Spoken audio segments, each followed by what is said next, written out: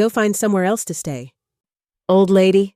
Victoria's voice cut through the salt air like broken glass as she stood in the doorway of my beach house, the house I built with these two hands 37 years ago, when she wasn't even born yet, and I stood there on my own porch with my overnight bag still in my hand, watching my daughter-in-law's perfectly manicured nails tap against the doorframe that I had sanded and painted myself back when my husband was still alive.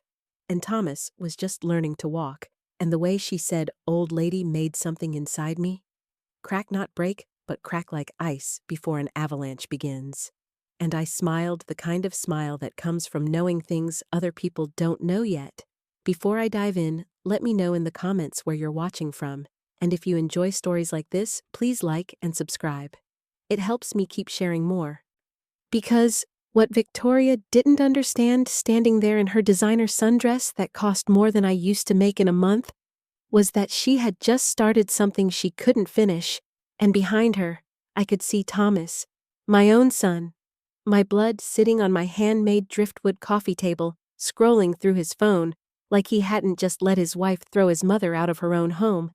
And I kept smiling, because crying would give her satisfaction. And Margaret Brennan hadn't cried in front of anyone since 1987, when they lowered Paul into the ground and left me with a mortgage, 2 kids, and a determination that turned into this very house she was stealing from me. "Did you hear me, Margaret?" she said louder now, like I was deaf as well as old. "This is a family weekend. Thomas and I need space for the kids, and frankly, your presence always makes everyone uncomfortable." And there it was, the truth wrapped in the kind of cruelty that comes so easily to people who've never built anything with their own hands, never saved pennies in a jar, never worked 3 jobs to keep food on the table, and a roof overhead. "I heard you, Victoria," I said, keeping my voice steady as the tide. "I'll go." And she actually looked surprised, like she expected a fight, expected me to beg or plead, or remind them that my name was on the deed, that every nail in this place knew my touch, that the garden outside grew from seeds I planted with Thomas when he was 7, and still believed his mother hung the moon. "Good," she said. But something flickered in her eyes, uncertainty maybe, or the first hint that this was too easy. "We'll be here through Monday, so don't come back before then." And I nodded, picked up my bag, turned away from the door I'd walked through 10,000 times, and headed to my car, listening to the sound of my own home closing behind me, like a tomb being sealed. But tombs can be opened, can't they? And as I drove away, watching the house shrink in my rearview mirror, I wasn't thinking about where I would sleep tonight. I was thinking about the safety deposit box at First National Bank and the documents inside that Victoria had never bothered to ask about, because greedy people always assume they're the only ones who plan ahead, and my phone buzzed with a text from Thomas, just 2 words. "Sorry, Mom, but sorry doesn't pay the mortgage. Sorry doesn't build a house. Sorry doesn't undo betrayal," and I deleted it without responding because some conversations are over before they begin, and this was one of them had been over the moment he chose to sit silent. While his wife called me an old lady like those 2 words erased everything I'd done, everything I'd built, everything I'd survived to get to this point. And as I pulled into the parking lot of the Seahorse Motel, the only place in town that wouldn't ask questions about why Margaret Brennan needed a room when everyone knew she had that beautiful house on Lighthouse Road, I wasn't thinking about revenge exactly, but about justice, about the difference between what people deserve and what they get, and how sometimes you have to be the one to balance that equation, even if it means losing everything in the process. The Seahorse Motel smelled like cigarettes and broken dreams, but it was the only place in town that rented by the week, and I needed time to think, to remember to plan, because this wasn't just about a house, it was about everything that house represented. And as I sat on the thin bedspread staring at the water stain on the ceiling that looked like a map of somewhere I'd never been, I let myself travel back to 1986, when Thomas was 9 and his sister Beth was 11, and Paul had been dead for 2 years, and I was working at the cannery during the day, the diner at night, and taking in sewing on weekends because the bank didn't care that I was a widow.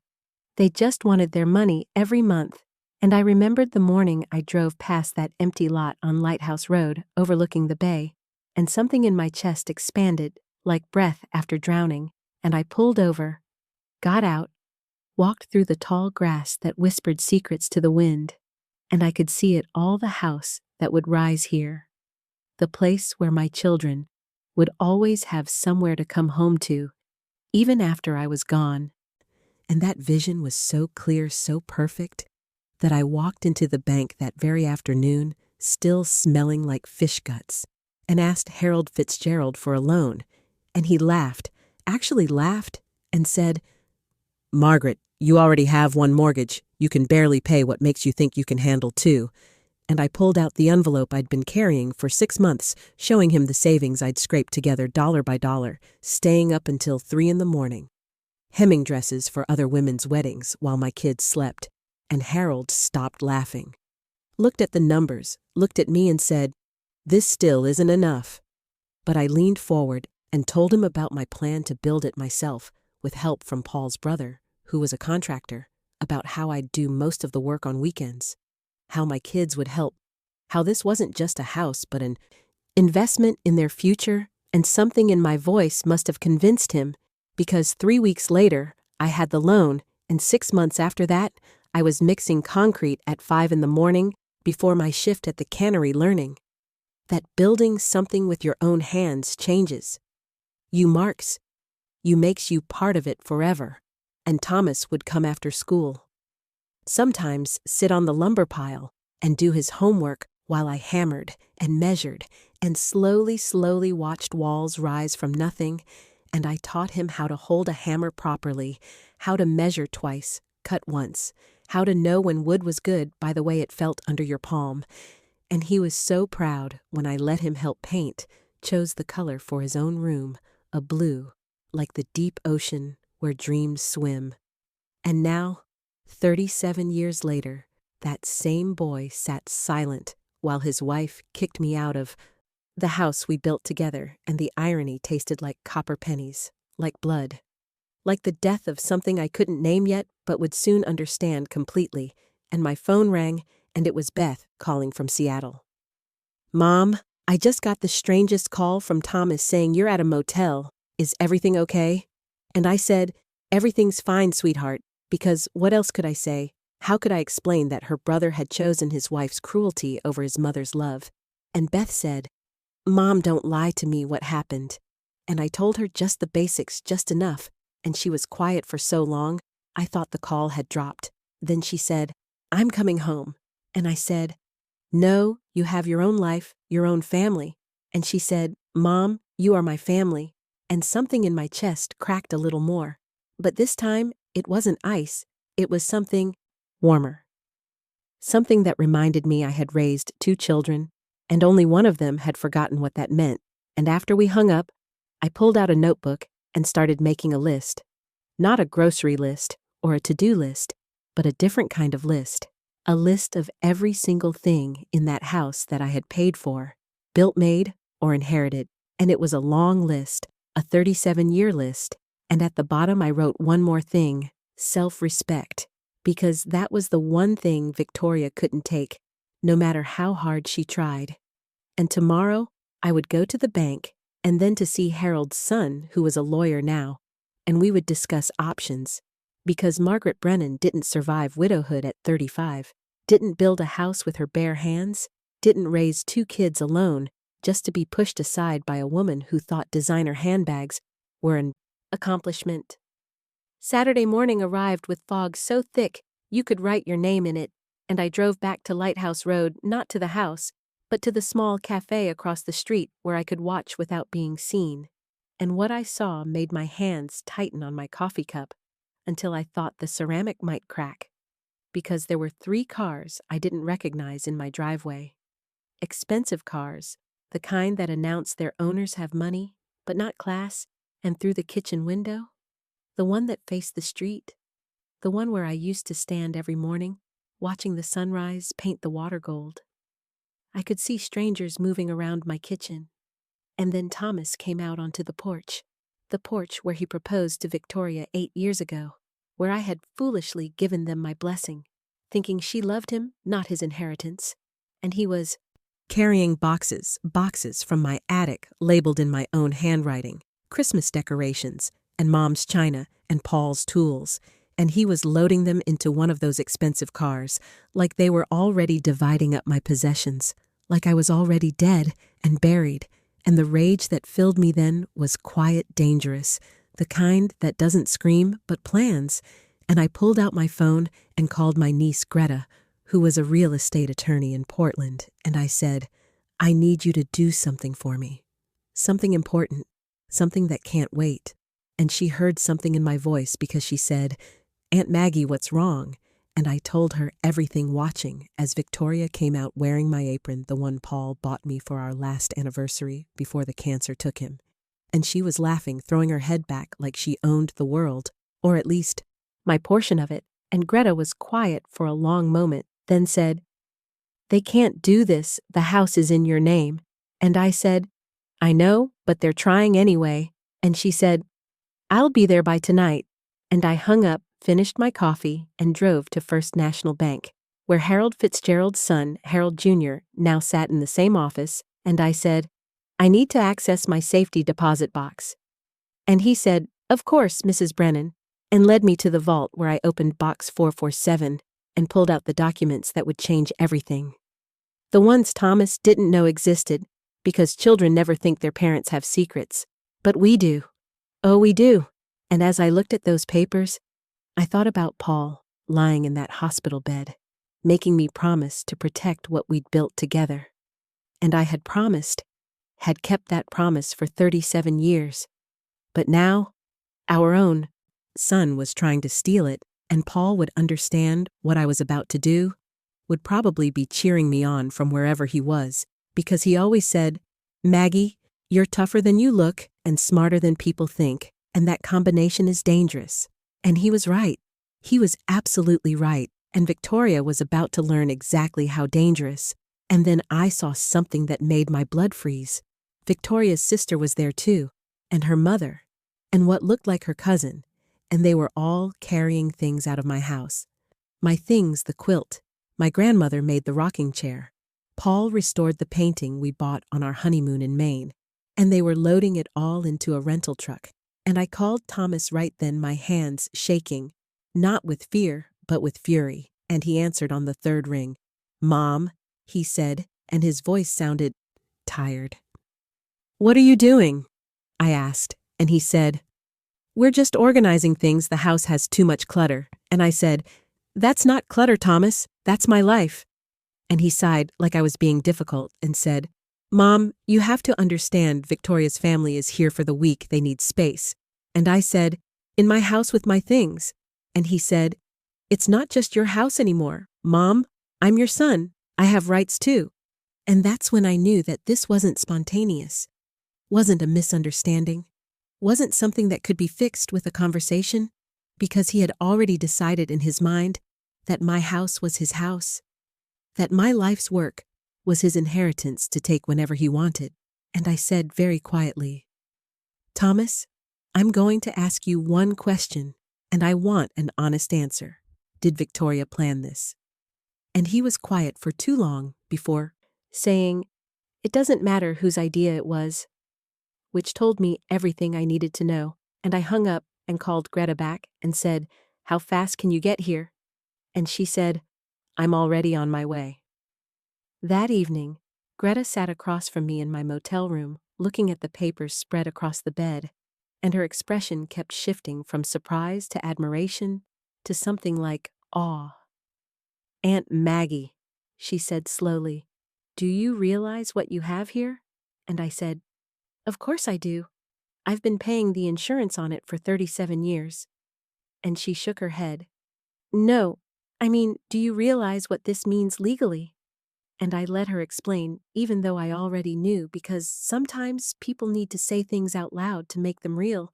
And she talked about property law and trustees and something called conversion of assets while I watched the sunset through the dirty motel window and thought about how Thomas used to be afraid of the dark, would crawl into our bed during thunderstorms, and I would hold him and promised that nothing bad would ever happen as long as Mommy was there. But now, Mommy was the storm, and he didn't even know it yet. "When do you want to do this?" Greta asked, and I said, "Monday morning," and she said, "That only gives us tomorrow to prepare." And I said, "I've been preparing for 37 years, one more day is enough." And she gathered up the papers, put them in her briefcase, and said, "You know, once we do this, there's no going back." And I looked at her, really looked at her and said, "Greta, there's already no going back. They made sure of that when they changed the locks. Because yes, I had tried to go home that morning with my spare key, the one I'd carried since 1987, and it didn't work anymore. They had already changed the locks on my own house, like I was some stranger. Some threat, some old lady who didn't matter anymore." And Greta's face hardened. "They changed the locks without notice. That's illegal."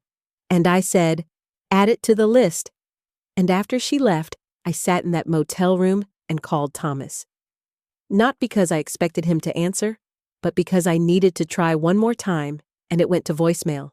And I said, "Thomas, this is your mother. I'm giving you one chance, just one, to make this right, to remember who taught you to ride a bike, who stayed up all night when you had pneumonia, who worked 3 jobs so you could go to college without debt. Call me back before tomorrow night, or what happens next is on you." And I hung up, stared at the phone, willing it to ring, but it didn't, and I knew it wouldn't, because Victoria had her claws in him so deep he couldn't see daylight anymore. But that was his choice, and choices have consequences, and by Monday morning, he would understand that his mother didn't raise a fool. She raised a son who betrayed her. And there's a difference, a big difference, and he was about to learn exactly what that difference cost. And then something happened that I didn't expect. A knock on my motel room door at 9 o'clock at night, and when I opened it, there stood Mrs. Chen from next door to my house, a woman I'd known for 20 years who had watched my kids grow up, who had borrowed cups of sugar and shared recipes and gossip over the fence. And she looked upset. "Margaret," she said, "I had to find you. I asked at the front desk and they told me you were here, and I let her in, and she sat down and said, 'I saw what they're doing to your house.' 'What they're doing to you, and it's not right?' And I said, 'What have you seen?' And she pulled out her phone and showed me videos she had taken over the fence, videos of Victoria's family, treating my house like a vacation rental, like a party venue, like anything but the home I had built with love. And she said, 'They had a party last night. Margaret, music until 3 a.m. People I've never seen before, cars parked all over your lawn. They were in your garden, pulling up your roses, saying they were ugly and needed to go. And my roses, the ones Paul had planted for me, the ones I had tended for 35 years. And Mrs. Chen said, 'I called the police about the noise, but Thomas answered the door and said it was a family gathering, and they left.' And then she said something that changed everything. 'Margaret, I heard Victoria on the phone this morning. She was talking to someone about selling the house, said once they got you declared incompetent, it would be easy. Said they already had a buyer lined up, someone willing to pay cash.' And I felt the blood drain from my face. 'Declared incompetent,' I repeated, and Mrs. Chen nodded. 'She said something about a doctor, a diagnosis that you were showing signs of dementia, that you couldn't manage your affairs anymore.' And now I understood completely. This wasn't just about taking my house while I was alive. This was about taking everything, my autonomy, my freedom, my right to make my own decisions. And I thanked Mrs. Chen, asked her to send me those videos, and after she left, I called Greta back and said, 'We need to move faster. They're trying to have me declared incompetent.' And Greta said words I won't repeat here, but they were the right words, the angry words, the fighting words. And she said, 'I'll file an emergency injunction first thing Monday morning. They won't get away with this.' Sunday felt like a held breath, like the moment before lightning strikes, when the air goes electric and heavy, and I spent it doing 3 things that mattered.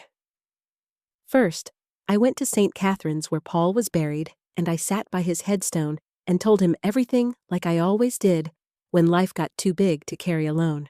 And I could almost hear him saying, 'Give them hell, Maggie.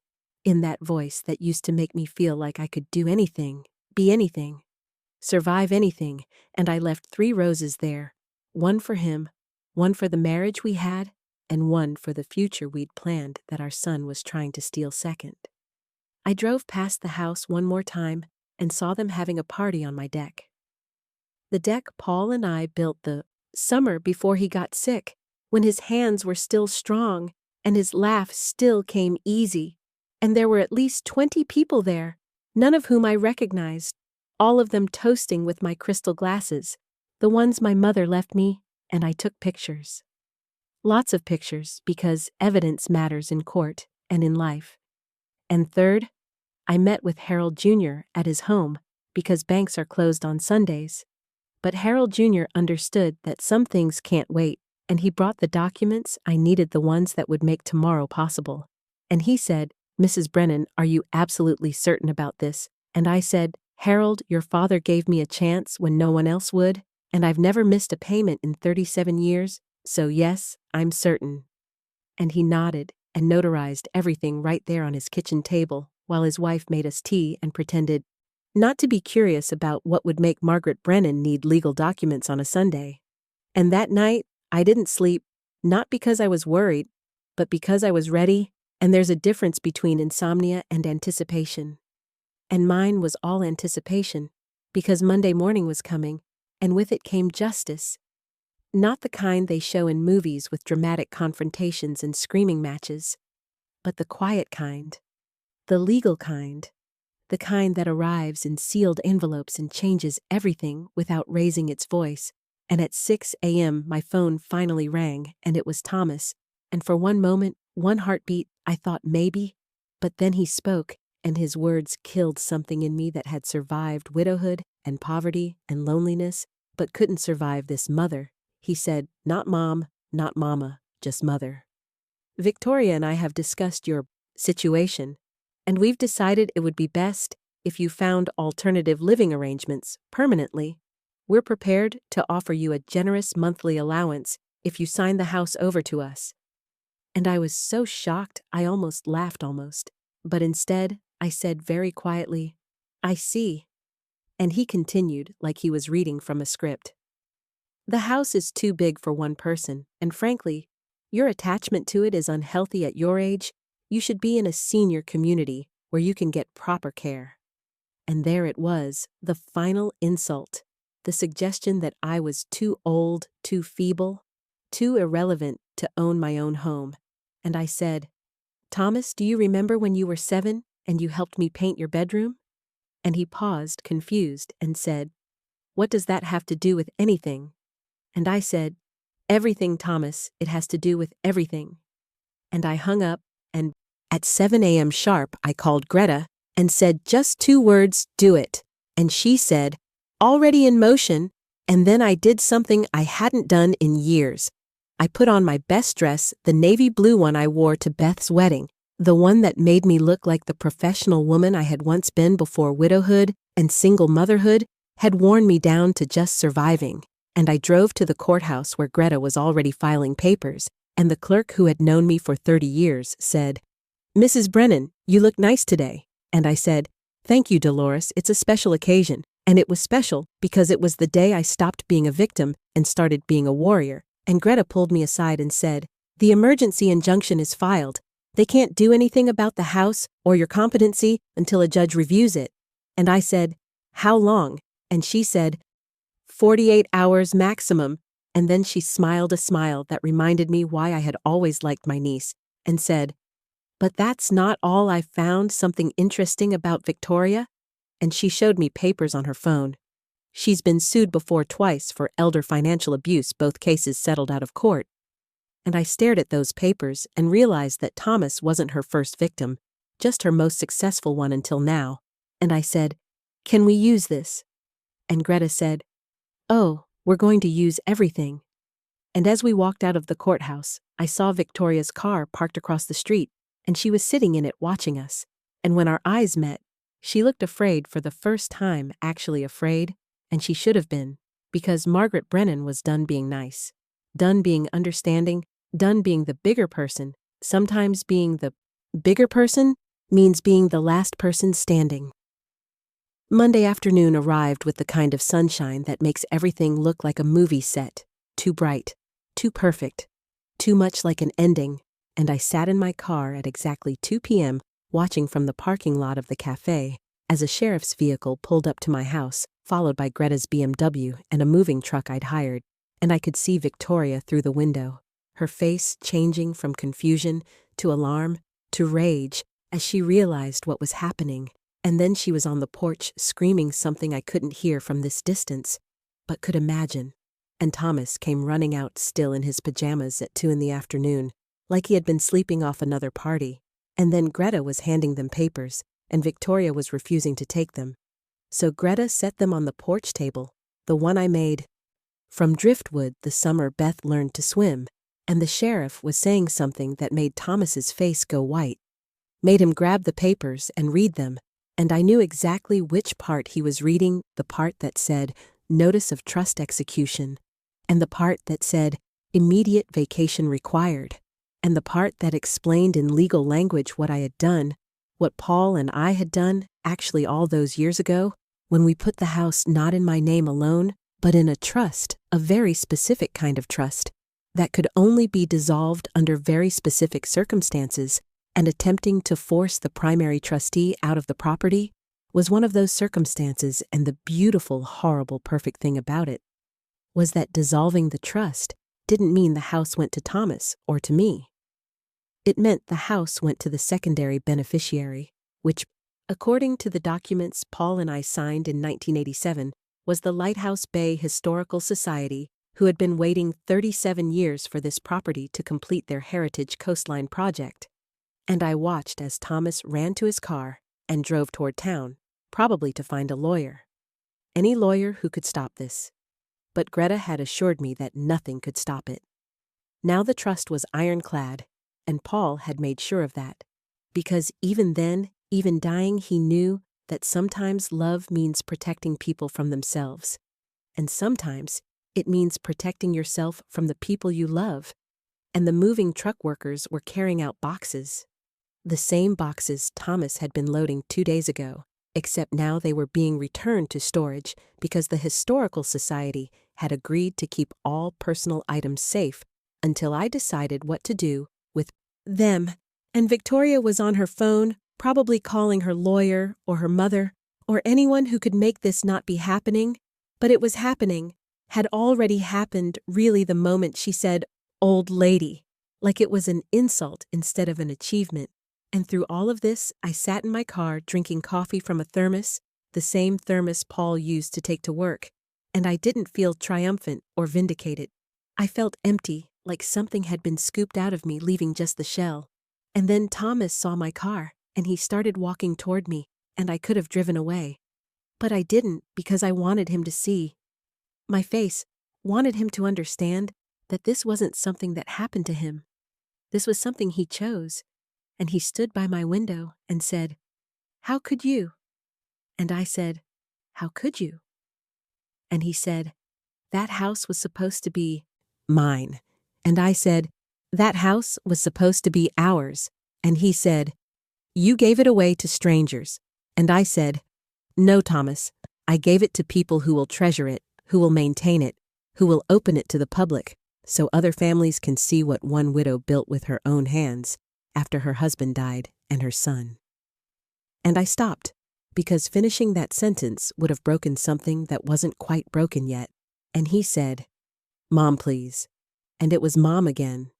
Not Mother, but it was too late for Mom. Too late for please, too late for anything except consequences. And I said, "You have 1 hour to get your things and leave." And he said, "Where are we supposed to go?" And I almost said, "Go find somewhere else to stay." But I didn't, because I'm not cruel. Just done, just finished, just empty of whatever it is that makes mothers forgive anything and everything. And as I drove away, I saw Victoria standing in the doorway of what was no longer my house, no longer anyone's house, really just a building that would soon be a museum. And she looked smaller, somehow diminished, like people do when they realize they've played their cards and lost everything. And my phone rang, and it was Beth, And she said, "Mom, I'm at the airport. I'll be there in 3 hours." And I said, "You didn't have to come." And she said, "Yes, I did.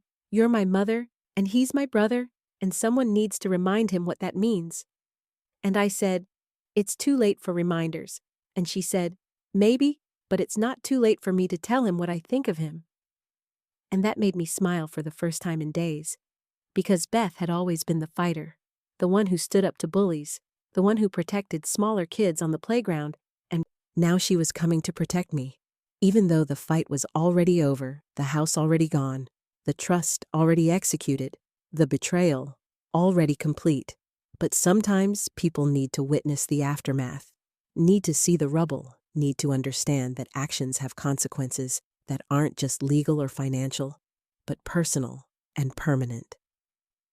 2 days later, Victoria came to the motel, and I almost didn't recognize her without her perfect makeup, without her designer clothes, without that smile that never reached her eyes, and she stood in my doorway like I had once stood in hers. Except she was the one displaced now, the one without power, without options, without that house she tried to steal.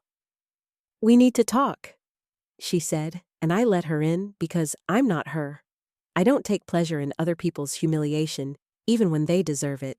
And she sat on the chair by the window and said, "Thomas left me." And I said nothing because what was there to say? And she continued, "He blames me for losing the house, says I pushed too hard, says I ruined everything." And still, I said nothing, because silence is sometimes the loudest response, and she started crying. Real tears, not the manufactured kind she used to manipulate Thomas, but the kind that comes from realizing you've lost something you can't get back. "I didn't think you'd actually do it," she said. "I thought you'd give in like you always do." And I said, "When have I ever given in?" And she looked at me, really looked at me for maybe the first time and said, "You're right, you never did. I just thought." And she stopped and I finished for her. "You thought being old meant being weak?" And she nodded, and I said, "Victoria, I'm 73 years old. I've buried a husband, raised 2 children, built a house with my own hands, survived poverty and loneliness and cancer scares and disappointments. You can't imagine what made you think I would just roll over and let you take the one thing I had left that was truly mine." And she said, "I wanted security for my children." And I said, "So did I." And we sat there in that cheap motel room, 2 women on opposite sides of a war that nobody really won. And finally she said, "The Historical Society wants to hire someone to give tours of the house to tell its story." And I said, "I know." And she said, "You'd be perfect for it." And I laughed, not a bitter laugh, but a real one, because the irony was perfect. They wanted me to be a tour guide in my own house, except it wasn't my house anymore, wasn't anyone's house, just a monument to what happens when you build something beautiful, and someone tries to take it, and you choose to destroy it rather than let them have it. And Victoria left, and I sat by the window watching the fog roll in, thinking about Paul, about Thomas, about the little boy who used to help me paint, and the man who let his wife lock me out. And I thought about Beth, my daughter who had arrived like an avenging angel, and told Thomas exactly what she thought of him, in words that would have made a sailor blush, and Thomas had stood there and taken it, because what else could he do? His marriage was over. His mother was gone. His house was gone. Everything he had schemed for had turned to ash. And Beth had ended her tirade with, "You had the best mother in the world, and you threw her away for what? For money, for property, for things that don't matter." And Thomas had said, "I know." And that was all just, "I know." And then he had walked away, and Beth had held me while I finally cried, not for the house, but for the son I had lost long before this weekend. And now Beth was looking at apartments for me in Seattle, saying I could start over there, could be near my grandchildren, the ones who still loved me, who didn't see me as an old lady to be discarded, but as Grandma Maggie who made the best cookies and told the best stories. And maybe she was right. Maybe starting over at 73 wasn't impossible, just different. And my phone rang, and it was the president of the Historical Society, and she said, "Mrs. Brennan, we would be honored if you would consider being our head docent for the house to share its story with visitors." And I said, "I need to think about it." But I already knew my answer would be no, because I couldn't spend my remaining years giving tours of what I had lost, even if the losing had been my choice. And after she hung up, I looked around the motel room at my few possessions, the things I had grabbed in those first terrible moments.